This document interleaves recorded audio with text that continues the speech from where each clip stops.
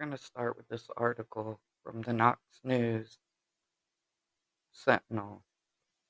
It was published on October 20th by Liz Keller. A man indicted on multiple counts of state and federal child sex charges, and who is at the center of a lawsuit alleging multiple R's that were ignored by the Johnson City Police Department. He escaped from custody on Wednesday. Sean Christopher Williams, 51, escaped from a prison transport van while being driven from Kentucky to the U.S. District Court in Greenville.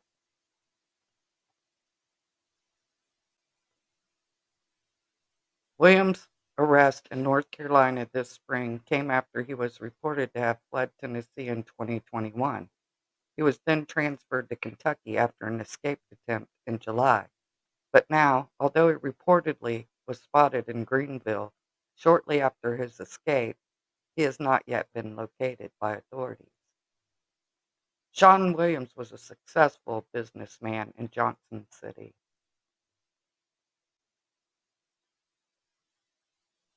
When former Assistant U.S. Attorney Kateri Daw began investigating multiple allegations of SA against him in 2020. Those reports and how they were all allegedly mishandled for years by the Johnson City Police Department are at the center of a federal lawsuit filed by Daw. Daw's suit filed in 2022 claims she brought into a potential federal case against Williams on November 13th of 2020, but her efforts were blocked by the police department. I find that very odd. The suit also claims that after Daw was able to obtain a lesser indictment on an ammunition charge in April 2021, the police department delayed serving the warrant and facilitated his flight from justice. Daw's suit claims she was improperly terminated.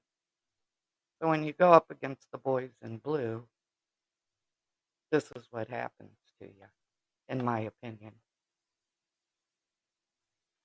Despite the federal ammunition indictment, Williams remained free for 2 years until he was arrested in Callaway, North Carolina on April the 29th.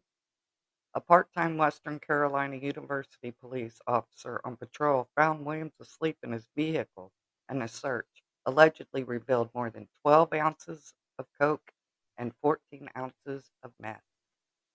William was transferred to federal custody as those charges took precedent over the state drug charges. Sean Williams was being held in federal custody in Washington County Detention Facility in Jonesboro, Tennessee, court records say. After an escape attempt in July, he was moved to Laurel County Detention Facility in London, Kentucky.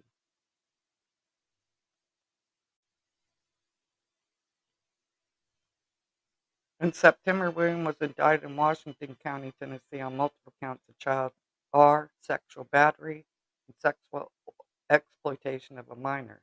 3 cases show the charges date as far back as 2008, court records state. Williams was also indicted in federal court on 3 counts of producing child P. That mirrored the state charges. With the victims between 2009 and 2020, he was set for trial in January, court records state. On October 18th, Williams was scheduled to appear in U.S. District Court in Greenville for a hearing, and he had been placed in Laurel County, Kentucky transport vehicle by a detention deputy. Court records show that it was not until the transport van arrived to Greenville Courthouse at approximately 8:30 a.m. that Williams' escape was detected. The detention deputies went to the back of the van and saw the back window had been kicked out. Where were they while this window was being kicked out? That's my question. During travel, it appears that the inmate was able to utilize a component of the van's headrest to free himself from his hand restraint, and then to pry the protective screening and force the side windows out of the rear of the transport vehicle, the Laurel County jailer Jamie Mosley posted on Facebook.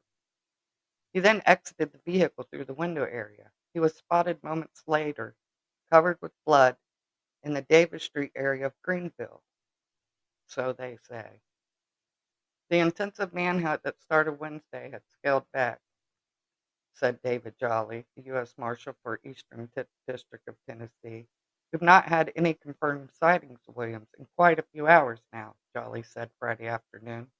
"We're focusing more on the investigative piece, with several agencies working jointly on the investigation.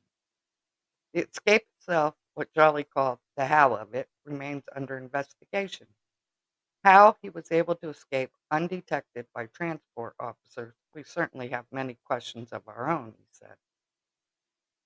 Jolly stressed that local residents should remain cautious and call if they believe they've seen Williams, adding, "We still have a lot of people ready to respond immediately if we get a sighting." A reward of up to $7,500 is now being offered for information leading to his arrest. The U.S. Marshal Service is offering a $5,000 and TBI up to $2,500 for information leading to Williams' arrest. Tipsters can contact the U.S. Marshals at 423-638-3391 or 865-824-3801, or they can contact TBI at 1-800-TBI-5. If you don't think money and power and corruption by law enforcement doesn't have anything to do with Summerwell's case, just dig into this guy, because he could have been stopped back in 2020. But instead, they allowed him to sell real estate, probably stash money somewhere, and have time to flee. Who's protecting who? How big is this ring? And who all's involved? Let me know what you think in the comments. And until next time, you guys.